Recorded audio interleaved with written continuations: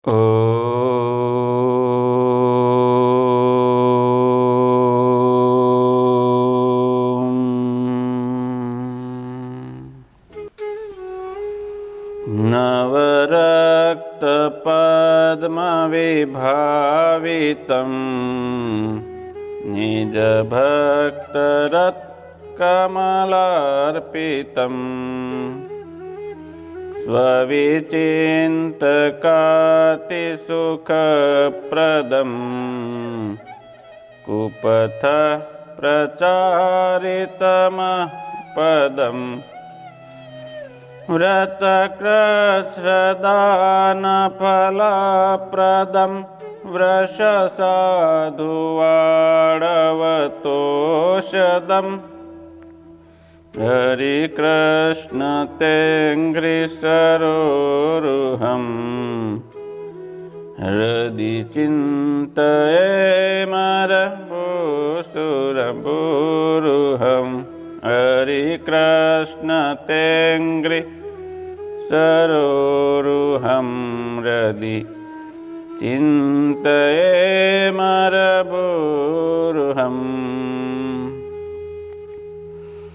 ओम नमः श्री परमहंसास्वादित चरणकमलचिन्मकरन्दाय भक्तजनमानसनिवासाय पुराणपुरुषोत्तमाय अवतारिणे श्री स्वामिनारायणाय नमो नमः। श्री कृष्णाय घनश्यामाय नीलकंठाय श्री सहजानंद स्वामिने नमो नमः। बोलो श्री स्वामीनारायण भगवाननी जय। इष्टदेव भगवान श्री स्वामीनारायण, परम पूज्य प्रातः स्मरणीय वंदनीय गुरुजनों, संतो, पार्षदों, श्रीमद् भगवद गीता ज्ञान सत्रનો લાભ લઈ રહેલા તમામ શ્રોતાજનો, વિદ્યાર્થીઓ, વાલીઓ, તમામને ભાવથી જય સ્વામિનારાયણ। શ્રીમદ્ ભગવદ ગીતા જ્ઞાન સત્ર અધ્યાય 7 જ્ઞાન વિજ્ઞાન યોગ। ભગવાને અત્યાર સુધી જ્ઞાનની અને અજ્ઞાનની પણ ચર્ચા કરી, માયાની પણ ચર્ચા કરી, અને હવે આ જ્ઞાન પ્રાપ્ત કરવા માટે જે સાધન છે તે વિજ્ઞાનની અને ભક્તિની ચર્ચા ભગવાન હવે પછીના શ્લોકોમાં કરે છે। ભગવાન કહે છે, યેશામ ત્વંતગતમ પાપમ જનાનામ પુણ્યકર્મણામ તે દ્વંદ્વ મોહ નિર્મુક્તાઃ ભજન્તે મામ દ્રઢવ્રતાઃ। પુણ્ય કર્મ કરનારા જે લોકોના પાપનો અંત આવી ગયો છે, દ્વંદ્વ મોહથી જે લોકો વિમુક્ત થઈ ગયા છે, દ્રઢ વ્રત વાળા થઈને જે મારું ભજન કરે છે, રાગ દ્વેષ અને તેમાંથી જન્મતા દ્વંદ્વમાંથી મુક્ત થઈને ભગવાનનું ભજન કરવું જોઈએ। પરંતુ રાગ દ્વેષમાંથી મુક્ત થવું કઈ રીતે? સંસાર વ્યવહારમાં બધાને રાગ દ્વેષ તો રહે જ છે, એનાથી મુક્ત થવા માટેનો માર્ગ ભગવાન બતાવે છે। વર્તમાનમાં જે રાગ દ્વેષ આપણામાં દેખાઈ રહ્યા છે તે રાગ દ્વેષ આ જન્મના જ હોય એવું નથી, પૂર્વ જન્મમાં કરેલા કર્મને પરિણામે પણ હોઈ શકે છે। આપણે રાગ દ્વેષ આ બધું સાથે લઈને જ આવ્યા છીએ। આ રાગ દ્વેષ આપણામાં પહેલેથી જ મોજૂદ છે, તે કારણે આપણે આપણો પોતાનો અત્યારે હાલની પરિસ્થિતિમાં તિરસ્કાર કરવાની જરૂર નથી। ભૂતકાળની અંદર કઈ પાપ થઈ ગયું હોય તો તે માટે અજ્ઞાન જવાબદાર છે। અજ્ઞાનને કારણે કદાચ એ પાપ કર્યું હોય તો અજ્ઞાન પણ આપણે સાથે જ લઈને આવ્યા છીએ અને અજ્ઞાનમાંથી જ અવિવેક જન્મે છે. અને તેથી જ્ઞાન મેળવવા માટે તમામ ભક્તોએ પ્રયત્ન કરવો જોઈએ. બીજી વસ્તુ એવી પણ છે કે દુનિયા ધન, સમૃદ્ધિ, સત્તા ઇત્યાદિકને જ વધારે મહત્વ આપે છે. તમારી પાસે ધન સંપત્તિ હોય તો લોકો તમને મોટા માને છે. એ તો મોટા માણસ છે, એની પાસે બહુ પૈસો છે, બહુ મોટી ગાડીવાળા છે, બંગલાવાળા છે. નાણાં વગરનો નાથીઓ અને નાણે નાથાલાલ. જગતના લોકોની માન્યતા આવી હોવાથી આપણે પણ તેને મૂલવવાના આવા જ ગણિત શીખ્યા છીએ. લોકો નીતિ નિયમોનું પાલન કરતા નથી તેવું જોઈને આપણે પણ ભૂતકાળમાં એવું કર્યું હશે. મૂલ્યમાં બાંધછોડ કરી હોય એવું પણ બને, તો તે પણ આપણે સ્વીકારી લેવું જોઈએ કે હા, અમારાથી આવી ભૂલ થઈ ગઈ છે, આવું બધું અયોગ્ય છે. એ અત્યાર સુધી આપણે જાણતા ન હતા, પણ હવે શ્રીમદ ભગવદ્ ગીતાનું શ્રવણ કર્યા પછી આપણામાં વિવેક જન્મ્યો છે. હવે આપણે અજ્ઞાનમાંથી જ્ઞાન તરફના રસ્તે આગળ વધ્યા છીએ. પછી આ બધામાંથી મુક્ત થવું તે આપણી જવાબદારી છે. જ્ઞાન થયા પછીની જવાબદારી આપણી છે. હવે પછી ભૂલ ન થવી જોઈએ. અને જ્યારે અજ્ઞાનમાંથી જન્મેલ, અવિવેકમાંથી અને તેમાંથી જન્મેલ રાગદ્વેષમાંથી આપણે મુક્ત થઈએ છીએ, ત્યારે આપણા અંતરમાં શું સાચું છે અને શું ખોટું છે તેની સહજ સમજ આવે છે. આપણે અનેક જન્મોથી જાણીએ છીએ કે કોઈ આપણને ઈજા પહોંચાડે છે, કોઈ આપણી લાગણી દુભાવે છે, કોઈ આપણું અપમાન કરે છે કે કોઈ આપણને સાચા ખોટા વચનો કહે છે, તો આપણને ગમતું નથી. એ સ્વાભાવિક છે. આ આપણે સારી રીતે જાણીએ પણ છીએ. તો પછી એ પણ સ્વાભાવિક છે કે હું કોઈને ઈજા પહોંચાડું, હું કોઈની લાગણી દુભાવું, હું કોઈનું અપમાન કરું કે હું કોઈને સાચા ખોટા વચનો કહું, તો એને પણ એ નથી જ ગમવાનું. એવું નથી કે આવી સામાન્ય સમજ આપણામાં નથી હોતી, હોય જ છે. બધા જાણે જ છે. આ સમજ આપણે ધરાવીએ જ છીએ. જીવનના મૂળભૂત નિયમોનું એટલે કે ધર્મનું જ્ઞાન આપીને જ ભગવાને આપણને અહીં મોકલ્યા છે. તેથી કોઈ પણ કર્મ કરતી વખતે ધર્મ કોને કહેવાય તેનું ભાન આપણને હોય જ છે. પરંતુ રાગ દ્વેષના પ્રબળ આવેગમાં ઘસડાઈને માણસ અંતરમાં જન્મતી ધર્મની પ્રેરણાને અવગણીને અધર્મનું આચરણ કરતો હોય છે. પણ જ્યારે આપણને સમજાય કે ધર્મનો ભોગ આપવો અને અધર્મનું આચરણ કરવું એ આપણા હિતમાં નથી, ત્યારે હવે આપણે નીતિના, કર્મના નિયમોનું પાલન કરવાનો નિર્ણય કરવો જોઈએ. નીતિના માર્ગે ચાલવાનો નિર્ણય કરવો જોઈએ. નીતિનું પાલન કરવું કે સત્યનું પાલન કરવું, અહિંસાનું આચરણ કરવું એ કંઈ એટલું સહેલું પણ નથી. કઠિન છે, અત્યંત કઠિન છે. આથી અને માટે દ્રઢ થવાની જરૂર છે, દ્રઢ વ્રતિ થવાની જરૂર છે. નિશ્ચયમાં દ્રઢતાની આવશ્યકતા છે. એકવાર નિશ્ચય કરીએ ત્યાર પછી એ નિશ્ચયને તોડાવવા માટે અનેક પ્રલોભનો આપણી સામે આવશે. આપણી આંતરિક નબળાઈઓ સતત આપણા માર્ગમાં આવીને આપણને અવરોધ છે, અનેક વિઘ્નો ઉત્પન્ન કરશે. આપણું મન પણ કદાચ દલીલ કરે કે બધા લોકો તો હંમેશા ખોટા કામ જ કરે છે. આપણે એકવાર ખોટું કામ કરીએ તો કઈ મોટો વાંધો પણ નથી થઈ જવાનો. આવી દલીલ કરીને રાગ દ્વેષથી ભરેલું મન અધર્મને પણ ન્યાય ઉચિત ઠેરવવા માટે પ્રયત્ન કરશે. આથી દગી નથી જવાનું. ધર્મનું આચરણ કરવા માટે દ્રઢ નિશ્ચય રાખવાનો છે. ધર્મના આચરણથી રાગદ્વેષનું નિયંત્રણ કરવાનું છે અને આપણા હૃદયની અંદર રહેલી જે સ્વાભાવિક ભક્તિ છે એને પ્રગટ કરવાની છે. આમ રાગ અને દ્વેષની પકડમાંથી મુક્ત થવા માટેનું પહેલું પગથિયું છે પુણ્ય કર્મ. રાગ અને દ્વેષમાંથી છૂટવા માટે પુણ્ય કર્મ કરો. પણ પુણ્ય એટલે શું? પુણ્ય કોને કહેવાય? પાપ કોને કહેવાય? શું ધર્મ સાપેક્ષ નથી? શું ધર્મ વ્યક્તિગત નથી? શું બધાના ધર્મ જુદા જુદા ન હોય? તમારો ધર્મ મને ન ગમતો હોય અને મારો ધર્મ તમને ન ગમતો હોય એવું ન બને. બધાનો ધર્મ એક કેવી રીતે હોઈ શકે? આવા અનેક પ્રશ્નો સમાજમાં ઉદ્ભવતા હોય છે. ત્યારે આપણે સામાન્ય વ્યવહારમાં જેને ધર્મ તરીકે ઓળખતા હોઈએ છીએ તે ખરેખર ધર્મ છે? તે તો સંપ્રદાય છે, પંથ છે.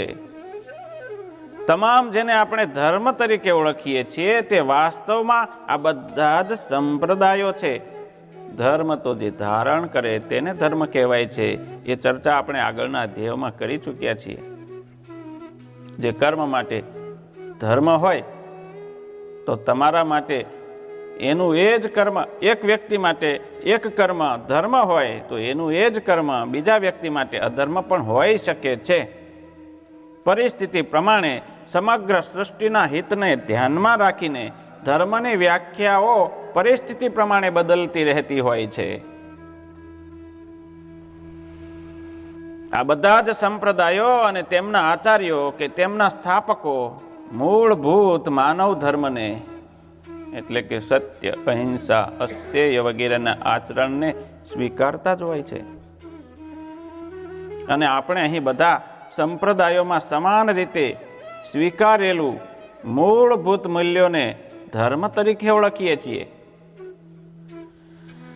માનવ તરીકે બીજા માનવને હાનિકારક ન થઈએ અને બને ત્યાં સુધી એને મદદરૂપ થઈએ એ પુણ્યકર્મ છે, એ ધર્મ છે. આપણને પરોક્ષ જ્ઞાન થયું કે સર્વ ઈશ્વરમય જ છે તો પછી આ સમજને જીવનમાં ઉતારવાનો દ્રઢ નિશ્ચય કરવો જોઈએ. આપણે એવો નિશ્ચય કરીએ કે જેથી કોઈના અંતરમાં રહેલા ઈશ્વરનો અનાદર ન થઈ જાય. એટલું જ નહીં, જે કર્મથી બીજાને દુઃખ પહોંચે છે એ પાપ કર્મ અને બીજાને જે સુખ પહોંચે છે એ પુણ્ય કર્મ. પરહિત સરીસ ધર્મ નહીં ભાઈ, પર પીડા સમા નહીં અધમાઈ. તુલસીદાસજી કહે છે કે બીજાને સુખ આપવું એ ધર્મ છે અને બીજાને પીડા આપવી એ અધર્મ છે. પણ બીજાને સુખ પહોંચાડવા જતા આપણને દુઃખ થાય તો એનું શું કરવું? ત્યારે અહીંયા કે છે દુઃખને સહન કરી લેવાનું. આ રીતે સહન કરેલું દુઃખ તપશ્ચર્યા બની જતું હોય છે. અગ્નિમાં તપાવવાથી સોનું જેમ શુદ્ધ અને ચળકતું બને છે તેમ તપશ્ચર્યાના તાપમાં તપવાથી આપણું વ્યક્તિત્વ, આપણું મન, આપણો આત્મા શુદ્ધ અને ચળકતો બને છે. ભગવાનની ભક્તિનું આ પહેલું પગથિયું છે સહન કરો. જીવનમાં સહનશીલતા કેળવો. કોઈ વળી પૂછે કે સત્ય બોલવું, અહિંસાનું આચરણ કરવું, એમાં વળી ભક્તિની ક્યાં જરૂરિયાત છે? ભક્તિ ક્યાં આમાં આવી? અને આમાં ભગવાન કેવી રીતે આવે? ભગવાન જરૂર એમાં આવે છે કારણ કે ભગવાન સત્ય સ્વરૂપ, જ્ઞાન સ્વરૂપ, આનંદ રૂપ છે. તેથી જીવનમાં આપણે સત્યનું આચરણ કરીએ છીએ ત્યારે જાણી અજાણી આપણે ઈશ્વરની જ આરાધના કરીએ છીએ. ભગવાન કહે છે સમોહમ સર્વભૂતેષુ નમે દ્વેષ્યોસ્તિ ન પ્રિયઃ. સર્વ પ્રાણીઓમાં હું સમાન ભાવથી રહેલો છું. મને કોઈને માટે દ્વેષ નથી કે કોઈના પ્રત્યે મને પક્ષપાત પણ નથી.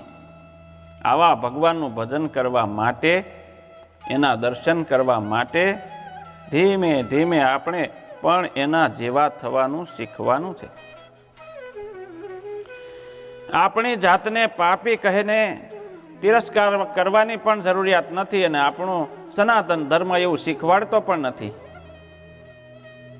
ભૂતકાળમાં આપણાથી જે કંઈ પણ ભૂલ થઈ ગઈ હોય તો તેનો ખેદ કરવાની જરૂર નથી કે મારાથી આવું કામ થઈ ગયું ને એનાથી મનમાં મૂંઝાવાની જરૂર નથી. તેના માટે પ્રાયશ્ચિત આપણા શાસ્ત્રોમાં લખેલા છે. એટલે અહીંયા કહે છે કે કદાચ ભૂતકાળની અંદર તમારાથી કોઈ ભૂલ થઈ ગઈ હોય તો મૂંઝાશો નહીં. માત્ર વર્તમાનની અંદર એક નિશ્ચયની આવશ્યકતા છે. એક નિશ્ચય કરો કે હવે પછી મૂલ્યોના પાલનમાં આડે આવતા પ્રતિબંધોમાંથી મારે મુક્ત થવું છે. તે માટે હું શુભ કર્મ કરીશ. આ માટે હું મારા ધર્મનું પાલન કરીશ. આ નક્કી કરવાનું છે. નબળા મનના માનવી અસત્યનો ત્યાગ કરી શકતા નથી અને સત્યને માર્ગે ચાલવાનો વારે વારે પ્રયત્ન પણ કરે છે, પરંતુ ઢીલો સ્વભાવ હોવાના કારણે વારે વારે નિશ્ચય કરે છે અને વળી વારે વારે પાછા ઢીલા પડી જાય છે. એનો નિશ્ચય ડગમગી જાય છે અને વારંવાર આવું થવાથી ધર્મનું પાલન કરવું અને પાછો ધર્મને મૂકી દેવો, અધર્મ સામે ઝૂકી જવું. અધર્મ વારે વારે આવું અધર્મ કરવા લાગે છે અને પાછો ધર્મનું પાલન કરવા લાગે છે. આ એની આદત બની જાય છે અને તે અધર્મના ત્યાગનું મહત્વ તો સમજે જ છે. પાછો અધર્મને ત્યાગ કરવાથી, પાપનો ત્યાગ કરવાથી સુખ મળે છે. ધર્મનું પાલન કરવાથી, અધર્મનો ત્યાગ કરવાથી સુખ મળે, ધર્મનું પાલન કરવાથી સુખ મળે, અધર્મનું આચરણ કરવાથી દુઃખ મળે. આ બધું સમજે છે, પરંતુ સ્વભાવની શિથિલતાને કારણે તે સફળ થતો નથી. માટે સાધકે શિથિલતા છોડી, આળસ છોડી, પ્રમાદ છોડી, મન દ્રઢ મનોબળ કેળવી અને ભગવાનમાં મન જોડવું પડશે. સંસારથી વિમુખ થવાની અને ધર્મ માર્ગે ચાલવાની તો જ શક્તિ આવશે. મન શિથિલ હશે, મન નબળું હશે તો આપણને પાપ માર્ગે લઈ જશે. મિત્રો આગ્રહ કરશે, કોઈક સગા આગ્રહ કરશે તો આપણે પાપ માર્ગ તરફ વળી જઈશું. જો મન ઢીલું હશે તો. પણ મનમાં ધર્મ પ્રત્યેની લાગણી દ્રઢ હશે તો કોઈ પણ આપણને ધર્મ માર્ગથી ચલિત નહીં કરી શકે. તે દ્વંદ્વ મોહ નિર્મુક્તા ભજન્તે મામ દ્રઢવ્રતા. જે મનુષ્યો રાગ દ્વેષના પ્રભાવથી મુક્ત થયા છે તેમના હૃદયમાં ભગવાનનું ભજન કરવાની, તેમનું સ્મરણ કરવાની અને ભક્તિ કરવાની અને તેનું જ શરણ લેવાની પ્રેરણા જન્મે છે. રાગ દ્વેષને કારણે આપણા હૃદયમાંથી સ્વાભાવિક ભક્તિ કુંઠિત થઈ ગઈ છે. તેનો આપણે આવિર્ભાવ કરવાનો છે. કુંઠિત થયેલી જે ભાવનાઓ છે, રાગદ્વેષથી થયેલી ભાવનાઓને પાછી આવિર્ભાવ કરવાની, ભગવાન તરફ વાળવાની, ભગવાનમાં જોડવાની છે. ઘણીવાર એવું બને કે મનની શિથિલતા હોય એવા જે મિત્રો છે, બાળકો છે, એ કુમાર અવસ્થાની અંદર હોય ત્યારે મિત્રો જો વ્યસન કરતા હોય તો એના કારણે, એના સંગને કારણે એ પણ વ્યસની બની જાય છે. એવી જ રીતે આ ધર્મ માર્ગમાં પણ છે, ભક્તિ માર્ગમાં પણ એવું જ છે.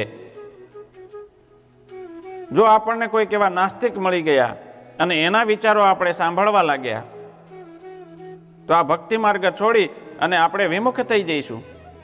માટે સાવધાની રાખવાની છે. કુસંગની સ્વામિનારાયણ ભગવાન તો કહે છે કે જેટલું સત્સંગ કરવો જરૂરી છે એના કરતાં પણ અનેક ગણો કુસંગ છોડવો જરૂરી છે. ધર્મથી વિરુદ્ધ વાતો કરનારાથી દૂરી જરૂરી છે. સાવધાન રહેવાનું છે. પોતાના આવા ભક્તોના વર્ણન કરતા ભગવાન કહે છે 4 પ્રકારના ભક્તોની વાત હવે કહેશે.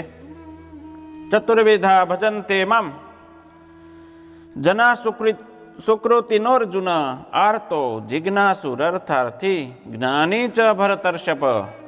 હે અર્જુન, 4 પ્રકારના પુણ્યશાળી લોકો મને ભજે છે. 4 પ્રકારમાં ભગતની વ્યાખ્યા કરી છે. એક ભક્ત આર્ત છે, બીજો જિજ્ઞાસુ, ત્રીજો અર્થાથી અને ચોથું જ્ઞાની. આ 4 પ્રકારે ભક્તો મારી ભક્તિ કરે છે. પુણ્યાત્મા 2 પ્રકારે ભક્તિ કરતા હોય છે. એક યજ્ઞ, દાન, તપ આદિ જે કંઈ કર્મ કરે તે ભગવાનને અર્પણ કરે છે.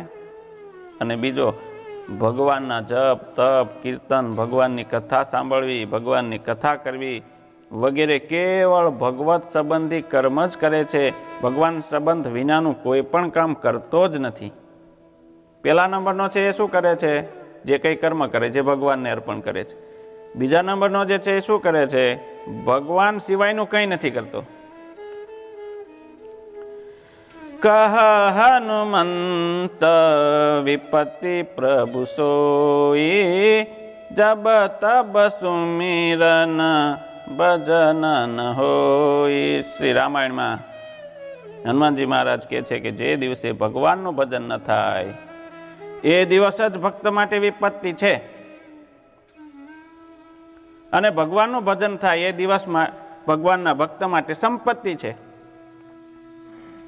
જેવા આસુરી વૃત્તિમાંથી મુક્ત થયા છે તેવા પુણ્યશાળી વિવેકી લોકો ભગવાનનું ભજન કરવા માટે પ્રેરાય છે. જેમ જેમ રાગ દ્વેષ ક્ષીણ થતા જાય તેમ તેમ અંતરમાં કામનાઓનું દબાણ પણ ઘટતું જાય અને ભજન પણ નિષ્કામ બનતું જાય છે. ભક્તના 4 પ્રકારનું વર્ણન કરતા કરતા ભગવાન કહે છે, પહેલો નંબર છે આર્તનો, બીજો છે અર્થાર્થી, ત્રીજો જિજ્ઞાસુ અને ચોથા નંબર જ્ઞાની. આ 4 પ્રકારે ભક્તો મારું ભજન કરે છે. પહેલા 3 ભગત તો સકામ ભગત છે. પહેલા 3 ભગત જે છે એ સકામ છે, જ્યારે જ્ઞાની તો સર્વ રીતે નિષ્કામ ભક્ત છે. આ બધા ભક્તો પુણ્યશાળી તો છે જ. આ જન્મમાં અને આગલા જન્મમાં કરેલા પુણ્યના પરિપાક રૂપે તેઓ ભગવાનનું શરણ સ્વીકારે છે. આમાં પહેલી કોટીનો ભક્ત છે આર્ત. આર્ત એટલે દુઃખ, પીડા, શોક. શત્રુ તરફથી કોઈ વ્યાધિ આવે, કોઈ આપત્તિ આવે, કોઈ મુશ્કેલીમાં આ ભક્ત સપડાઈ ગયેલા હોય, ભક્તને જ્યારે આવી મુશ્કેલીમાંથી મુક્ત થવા માટે કોઈ ઉપાય ન જણાય ત્યારે તે ઈશ્વરને શરણે જાય છે, ભગવાનને શરણે જાય છે. મુશ્કેલી દૂર કરવા માટે ઈશ્વરને આજીજી કરે છે. ભગવાન સિવાય એ અન્ય કોઈનો આશરો નથી લેતો. કેવળ ભગવાન પાસે જ દુઃખ કરવાની આશા રાખે છે. આ આર્ત ભક્ત છે. એના જીવનમાં દુઃખ આવે તો બીજે ક્યાંય દોડી નથી જતો. પોતાના જે ઈષ્ટ હોય, પોતાના જે ઈષ્ટદેવ હોય એની પાસેથી જ દુઃખમાંથી મુક્ત થવા માટે એ જાય છે, બીજે ક્યાંય નથી જતો.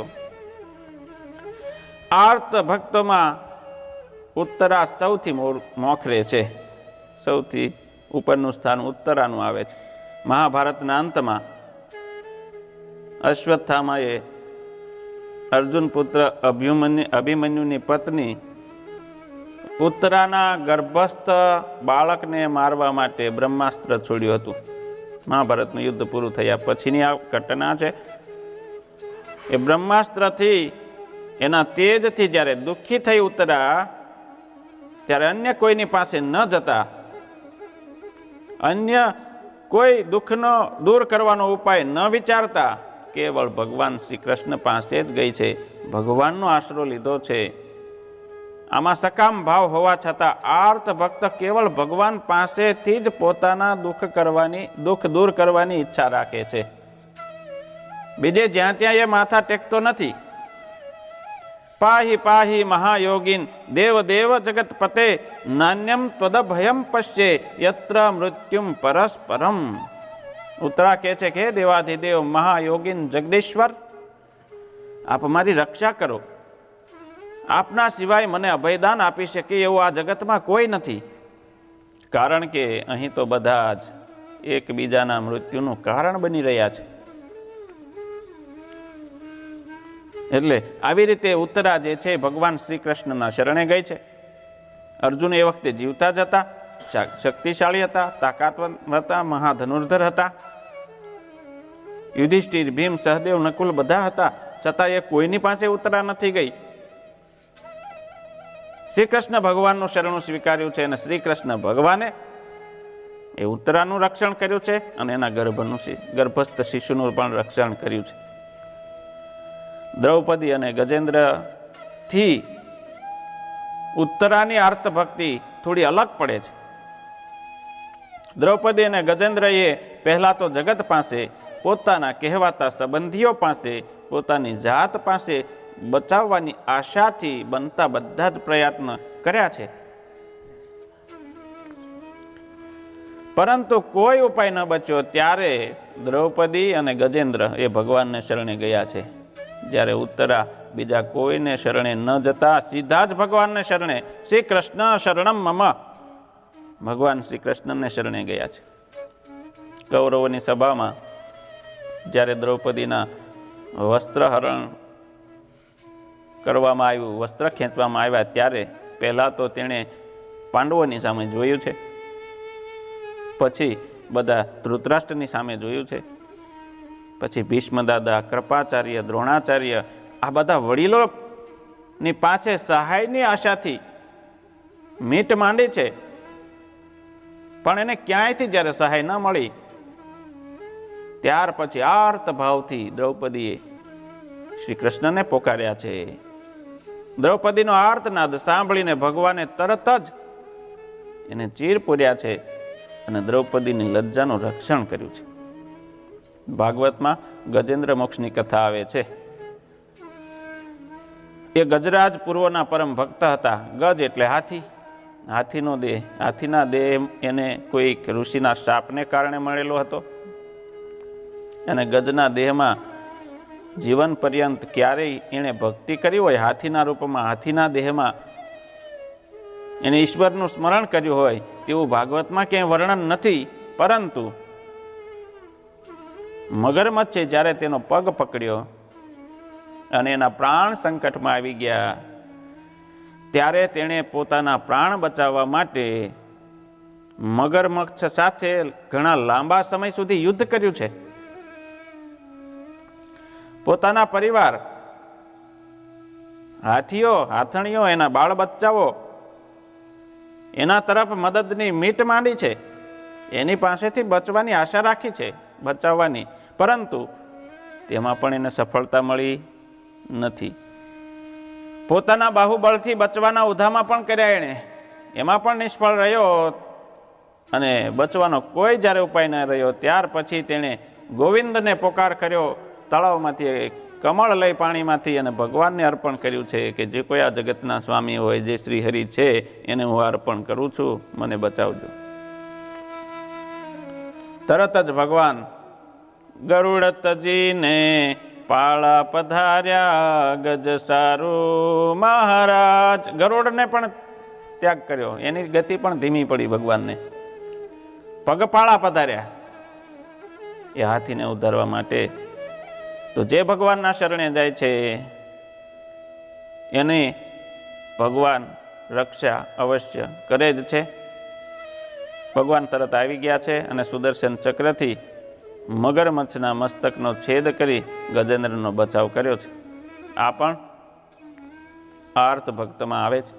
સુધન્વા સત્યવાદી હતા, નીતિમત્તાવાળા હતા. મહાભારતમાં વિસ્તારથી એની પણ કથા આવે છે. જે યુદ્ધમાં મોડા પડવાને કારણે એના રાજ્યમાં એવો નિયમ હતો કે કોઈ મોડો આવે તો એને ઉકળતા તેલમાં એને પધરાવી દેવાનો. ત્યાં સુધનમાં મોડા પડ્યા કોઈ કારણોસર, તો એને ઉકળતા તેલની કડાઈમાં બેસવાનું કહેવામાં આવ્યું અને એમાં બેસી ગયા છે. ભક્ત સુધનવા તમને પુકારે, ઓ મારા વાલા રે, ઉકળતા તેલ દીધા ઠારી, હાથ ઝાલ્યો તો લેજો ઉગારી. ભક્ત સુધનવાએ જ્યારે ભગવાનને પોકાર કર્યો ત્યારે ઉકળતા તેલમાં એને મૂકવામાં આવ્યા ત્યારે તેલ પણ ભગવાને ઠંડુ કરી નાખ્યું અને ભક્તની રક્ષા કરી છે. સાચો આર્ત ભક્ત તો એનું નામ કે પરમાત્માની ભક્તિ કરવામાં ગમે તેવી મુશ્કેલીઓ આવે તેમ છતાં ભક્તિનો ત્યાગ ન કરે.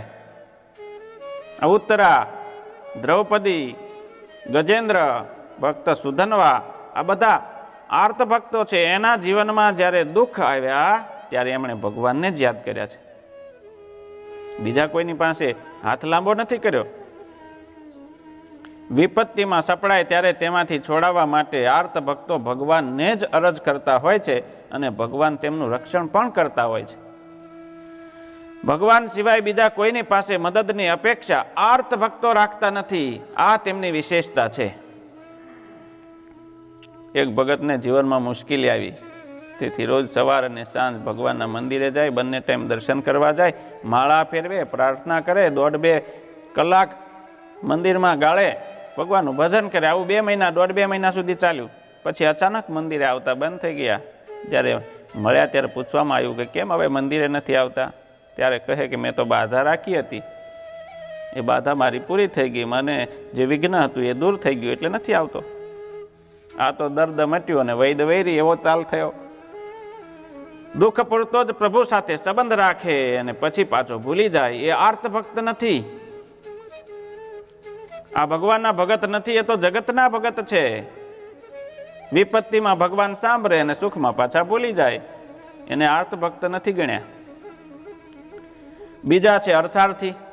અર્થાર્થી ભક્ત આલોકમાં કે પરલોકમાં અર્થ એટલે ધન, સંપત્તિ, પુત્ર, રાજ્ય, સત્તા, પ્રતિષ્ઠા વગેરેની ઈચ્છા રાખે છે અને એના કારણે જ ભગવાનનો ભજનારો ભક્ત અર્થાર્થી ભક્ત કહેવાય છે.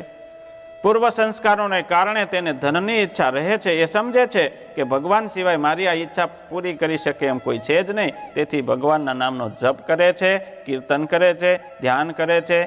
ધન પ્રાપ્ત કરવા માટે તેને ભગવાન ઉપર જ શ્રદ્ધા છે, નિષ્ઠા છે, વિશ્વાસ છે. એ કેવળ ભગવાન પાસેથી જ અપેક્ષા રાખે છે, બીજા કોઈની પાસે અપેક્ષા રાખતા નથી. તેને અર્થાર્થી ભક્ત કહેવાય છે. એને જોઈએ છે પૈસો જોઈએ, ધન સંપત્તિ, સાધન બધું જ જોઈએ છે, પણ ભગવાન પાસેથી જ જોઈએ છે, બીજા કોઈની પાસેથી નહીં. એને અર્થાર્થી ભક્ત કહેવાય છે. એ બધું મેળવવા માટે પણ કરે છે તો ભગવાનની ભક્તિ જ. આર્ત ભક્ત છે એ પણ દુઃખથી દૂર થવા માટે કરે છે તો ભગવાનની જ ભક્તિ, બીજા કોઈની પાસે અપેક્ષા નથી રાખતા, એને ભક્ત કહે છે. ઉત્તાનપાદ રાજાને આમાં ઉત્તા ધ્રુવજી જે છે એનું ઉત્તમ ઉદાહરણ છે. ઉત્તાનપાદ રાજા હતા, એને 2 રાણીઓ હતી, સુનીતિ અને સુરુચિ. રાજાને સુરુચિ પ્રત્યે વધારે લગાવ હતો. ધ્રુવની માતા સુનીતિ અનુમાનિતી હતી. એકવાર ધ્રુવ સભામાં બેઠેલા અને પોતાનો નાનો ભાઈ જે છે એ પોતાના પિતા જે ઉત્તાનપાદ છે એમના ખોળામાં રમી રહ્યો હતો. તો આ ધ્રુવને પણ પિતાના ખોળામાં રમવા માટે રુચિ થઈ. દોડતો દોડતો ત્યાં આવે છે. ત્યારે સુરુચિએ ધ્રુવને કહ્યું કે તું તો અભાગ્યો છે, તારી માતા અભાગણી છે, તે તેના કુખે જન્મ લીધો છે, એટલા માટે રાજાના ખોળામાં બેસવાનો તને કોઈ અધિકાર નથી. જો તારે રાજાના ખોળામાં રમવું હોય, એના ખોળામાં બેસવું હોય તો જા વનમાં જઈને તપ કર અને ભગવાન પાસે માગ, એ તને મારી કુખે જન્મ આપે.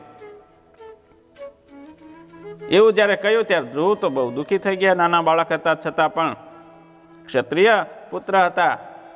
લાગી આવ્યું મનની અંદર. રડતા રડતા એ પોતાની માતા સુનીતિ પાસે જાય છે, તમામ હકીકત કહે છે. ત્યારે તેની માતાએ રડતા ધ્રુવને શાંત કરી કહ્યું કે બેટા, તે પણ ભજન નથી કર્યું અને મેં પણ ભજન નથી કર્યું, એટલા માટે આપણને આ બધું દુઃખ છે અને આ સંસાર જ દુઃખરૂપ છે.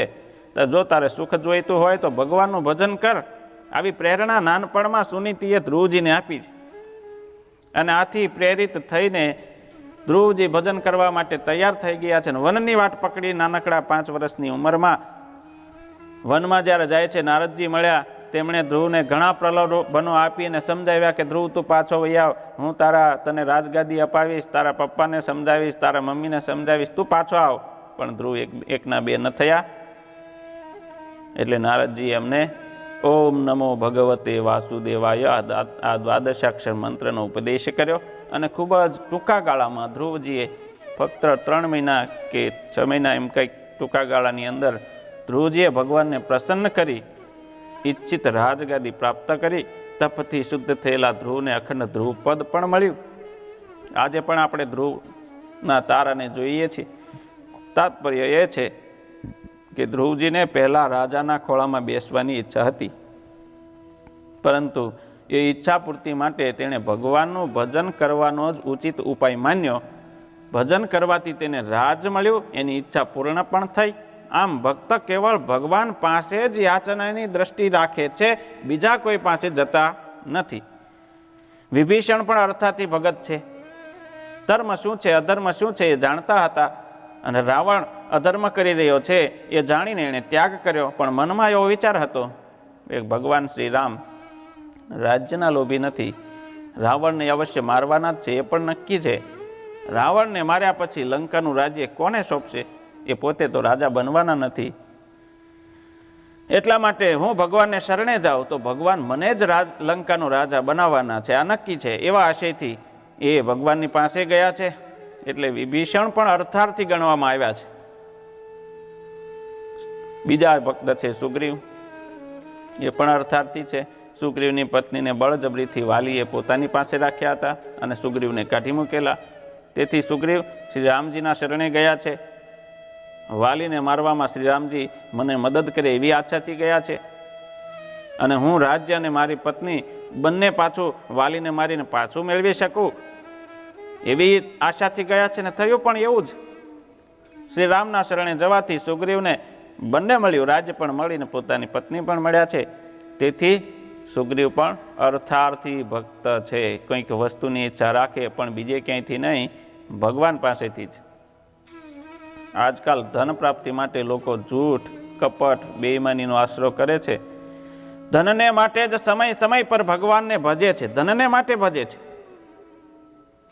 મુક્તિને માટે નથી ભજતા. ધનને માટે જે લોકો ભગવાનનું ભજન કરે છે, આ અર્થાર્થી તો છે, અર્થાર્થી અવશ્ય છે, પણ ભક્ત નથી. એ લોકો અસત્ય, પ્રપંચ, કપટ, બેઈમાનીના ભક્ત છે. કેમ કે તેમને પાપ, કપટ, અસત્ય વગર તેમને ચાલતું જ નથી.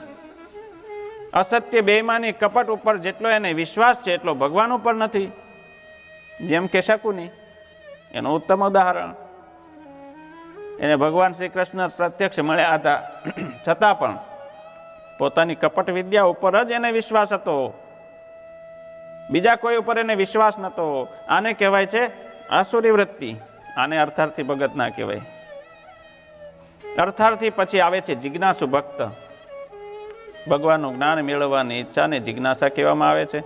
ભગવત તત્વ જાણવા માટે શાસ્ત્ર, ગુરુ અથવા તો પુરુષાર્થ એટલે શ્રવણ, મનન, નિધિધ્યાસ આદિ ઉપાયોનો આશ્રય પણ આજે જિજ્ઞાસુ ભક્ત છે એ નથી લેતા. કેવળ ભગવાનના શરણે જઈને ભગવાન પાસેથી જ ભગવાનના સ્વરૂપનું જ્ઞાન જાણવાની ઈચ્છા જે રાખે છે એને જિજ્ઞાસુ ભગત કહેવાય છે. ભગવાનના ઐશ્વર્યો જોવાની ઈચ્છા રાખે, ભગવાનના લીલા ચરિત્રો જાણવાની ઈચ્છા રાખે, ઉત્પત્તિ, સ્થિતિ, પ્રલય કેવી રીતે ભગવાન કરે છે આ બધું જાણવાની ઈચ્છા રાખે, ભગવાનના વિવિધ સ્વરૂપોને જાણવાની ઈચ્છા વ્યક્ત કરે છે.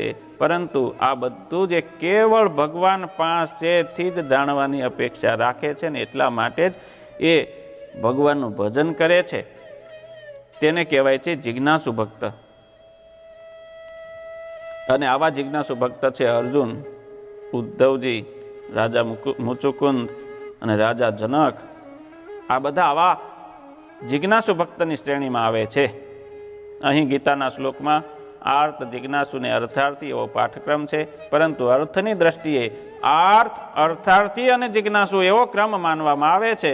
આર્થ અને અર્થાર્થીમાં પણ જિજ્ઞાસાની સંભાવના અવશ્ય છે જ, અને જિજ્ઞાસુ પણ સંસારમાંથી મુક્ત થવાની તીવ્ર ઈચ્છાને કારણે આર્ત પણ કહી શકાય છે. જ્ઞાનના સાધન શમ, દમ આદિ સંપત્તિ, શ્રવણ વગેરે માટે અનુકૂળતા મેળવવાની ઈચ્છા ધરાવતો હોવાને કારણે તે અર્થાર્થી પણ હોય. આ રીતે જોતા પાઠક્રમે પણ જેમ છે તેમ સ્વીકારી શકાય છે. હવે આવે છે ચોથા પ્રકારના ભક્ત, જ્ઞાની ભક્તની વાત. પ્રેમી એવો જ્ઞાની ભક્તોએ પોતાની જાતને પણ ભગવાનને સમર્પિત કરી દીધી હોવાથી તેને કંઈ પણ પ્રાપ્ત કરવાની કોઈ પણ પ્રકારની ઈચ્છા છે જ નહીં. કેવળ ભગવાનના સ્વરૂપમાં સ્થિર રહેવું, આવા જ્ઞાની ભક્તો સૌથી શ્રેષ્ઠ છે. શરીરના સુખ દુઃખ સાથે તેને કોઈ લેવા દેવા નથી. એ તો એમ જ સમજે છે કે આ શરીર તો પંચભૂતનું બનેલું છે, પૃથ્વી, જળ, તેજ, વાયુ ને આકાશનું બનેલું છે. આ રોગનું ઘર આ શરીર છે. કુટુંબમાં મુશ્કેલીઓ આવે છે તો એ તો આવવાની જ છે, તો સંસાર છે, મારે શું લેવા દેવા એની સાથે. અને પ્રભુ ભક્તિમાં એ સંસારની મુશ્કેલીઓને કંઈ લેવા દેવા નથી. ભગવાનના સુખ, ભગવાન તો સુખના ધામ છે. પ્રભુનું સ્મરણ, પ્રભુની ભક્તિ એ જ આત્માનું કર્તવ્ય છે. આવી સમજણવાળા જ્ઞાની ભક્ત છે અને એવી સમજણવાળા નારદજી છે, સનતકુમારો છે, આ બધા જ્ઞાની ભક્તોમાં આવે છે. ભગવાન સિવાય જ્ઞાની ભક્તોને કશું જ મહત્વનું નથી. શ્રી સ્વામિનારાયણ ભગવાન વચનામૃતમાં કહે છે કે નારદજી ભગવાનનું મન છે. મનની ઉપમા આપવામાં આવી છે. કારણ કે જ્ઞાની ભક્ત હતા, એ સમજતા હતા કે આ સંસારમાં કંઈ લેવાનું છે નહીં, સંસારમાં ક્યાંય સુખ છે નહીં, ભગવાનના ભજનમાં સુખ છે નહીં. એવું એણે એવું તપ કર્યું અને એવા ભગવાનને રાજી કર્યા કે એ ભગવાનનું મન થયા. અને સંસારમાં જ્યાં એને જવું હોય ને જે જગ્યાએ જવું હોય, કોઈ વિઝાની જરૂર નહીં, પાસપોર્ટની જરૂર નહીં, સંકલ્પ માત્રથી કોઈ વાહનની જરૂર નહીં. સંકલ્પ કરે મારે અહીંયા પ્રગટ થવું છે, તરત હાજર. આવી શક્તિ અને આવી તાકાત એ નારદજીને મળી છે. 4 છોકરાઓ રમી રહ્યા હતા. તેના પિતાજી આ છોકરાઓ માટે 4 કેરી લઈને આવ્યા છે. આ જોઈને એક છોકરો તરત જ દોડીને પિતાજી પાસે ગયો. પિતાજી, પિતાજી, મને આપો, મને કેરી આપો, મને કેરી આપો. બીજો છોકરો કેરી માટે આવ્યો, રડવા લાગ્યો કે પેલો લઈ જશે, તો રડવા માંડ્યો, મને આપો, મને. રડતા રડતા કે છે મને આપો, મને આપો. પિતાજીએ બંનેને એક એક કેરી આપી દીધી. ત્રીજો છોકરો હતો, એ રોતો પણ નથી અને કેરી માંગતો પણ નથી, કેવળ કેરીની સામે તાકી રહ્યો છે કે હમણાં મને આપશે, હમણાં મને આપશે, તાકીને બેઠો છે. અને ચોથો જે છોકરો છે એ કેરી તરફ જોતો પણ નથી, એના પિતાજી તરફ પણ જોતો પણ નથી, કેવળ પોતાની રમતમાં મશગુલ છે, રમ્યા જ કરે છે. એને કોઈ લેવા દેવા નથી. કેરી આપે તોય ભલે, ન આપે તોય ભલે. એ બંને છોકરા, જે તાકી રહ્યો છે એ અને જે રમી રહ્યો છે, એ બંનેને પણ એના પિતાજીએ એક એક કેરી આપી દીધી. આ પ્રમાણે 4 છોકરાઓને એક એક કેરી મળે છે. અહીં રડવાવાળો જે છોકરો છે એ આર્ત છે. કેરી માગવા વાળો જે છોકરો છે એ અર્થાર્થી છે. કેરી તરફ કેવળ જોઈ જ રહ્યો છે, જે માગતો નથી, તાકી જ રહ્યો છે, એ જિજ્ઞાસુ છે. એને એવી લાલચ છે કે કેરી તો મને આપવાના જ છે,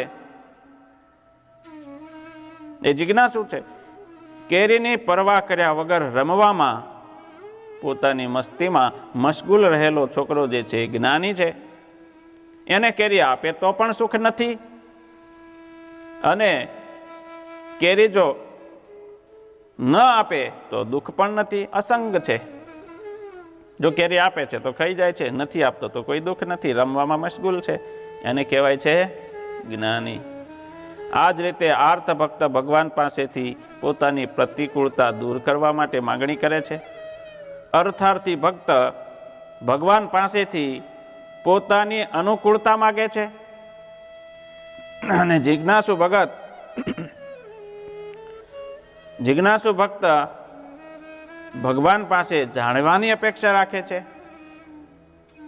જ્ઞાની અર્થાત પ્રેમી ભક્ત ભગવાન પાસેથી કંઈ પણ ઈચ્છા નથી રાખતો. જેણે ભગવત તત્વનો સાક્ષાત્કાર કર્યો છે, જે માયાને પાર તરી ગયો છે, તે જ્ઞાની ભગત છે, સર્વ કામનાઓથી મુક્ત. જ્ઞાની ભગવાનને શ્રેષ્ઠ છે. જ્ઞાનીને શ્રેષ્ઠ ભક્ત કહીને ભગવાન અહીં કહી રહ્યા છે કે ભક્તની પરાકાષ્ઠા જ્ઞાનમાં છે. સનકાદિક, નારદજી વગેરે ભગવાનના જ્ઞાની ભક્તો છે. ગોપિકાઓ ભગવાનની જ્ઞાની ભક્ત છે. અક્રૂરજી, યુધિષ્ઠિર વગેરે ભગવાનના નિષ્કામ પ્રેમીઓના આ કોટીમાં જ્ઞાની ભક્તની કોટીમાં આ લોકોનો સમાવેશ થાય છે. આવા જ્ઞાની ભક્તોને સંસારમાં ગમે તેટલી ઉથલ પુથલ થાય તો પણ તેમના જીવનમાં કોઈ ફેર પડતો નથી. કોરોના જેવી મહામારી આવે તો પણ આવા જે જ્ઞાની ભક્તો હોય છે એ વિચલિત થતા નથી, વિક્ષિપ્ત થતા નથી, એને કોઈ ફેર પડતો નથી. અને બીજું એમ કહ્યું કે જ્ઞાની ભક્તોને કોઈ કામના નથી હોતી, કશું માગે નહીં ભગવાન પાસે, કોઈ વસ્તુની અપેક્ષા ના રાખે, કોઈ વસ્તુ માગે નહીં, કોઈ માંગણી જ ના કરે. આપણા જીવનમાં જોઈએ તો પણ ઘરમાં પરિવાર હોય, છોકરો હોય, દીકરા દીકરીઓ હોય ને જો દીકરા કે દીકરી માગી માગ કરે બાપા પાસે, આ વસ્તુ જોઈએ, મને તે વસ્તુ જોઈએ, મને પેન જોઈએ, ને જાત જાતની માંગણીઓ કરે તો એ પણ એના પિતાને ગમશે નહીં. જે નહીં માગતો હોય એને સામેથી લાવીને આપશે. તો જે માગ કરે છે કોઈને નથી ગમતું. એટલે ભગવાન એવું કહે છે કે જ્ઞાની ભક્ત તો કશું મારી પાસે માગતો જ નથી. જ્યારે કોઈ વસ્તુ જ નથી માગતો તો ભગવાન તો અંતર્યામી છે, જાણી જાય છે કે શું જોઈએ છે, એ સામેથી આપે છે. માટે જ્ઞાની ભક્તને અહીંયા શ્રીમદ ભગવદ્ ગીતામાં શ્રેષ્ઠ બતાવ્યા છે. હવે શું ભગવાનના આ બધા ભક્તો સમાન છે? જ્ઞાની ભક્ત, આર્ત, જિજ્ઞાસુ, અર્થાર્થી આ સમાન છે કે સમાન નથી? કે જ્ઞાની ભક્ત સર્વથી વિશેષ ભગવાનને કેમ ગમે છે? આ બધા જે કથાઓ છે એના બધા જે લક્ષણો છે એ ભગવાન 7મા અધ્યાયમાં આગળના શ્લોકમાં કહેવાના છે. એ આપણે આવતીકાલે સાંભળીશું. આજે અહીંયા આજની કથાને આપણે વિરામ આપીએ. સહજાનંદ સ્વામી મહારાજની જય. શ્રીપતિમ શ્રીધરમ સર્વદેવેશ્વરમ ભક્તિધર્માત્મજમ વાસુદેવમ હરે માધવમ કેશવમ કામદમ કારણમ શ્રી સ્વામિનારાયણમ નીલકંઠમ ભજે. સહજાનંદ સ્વામી મહારાજની જય.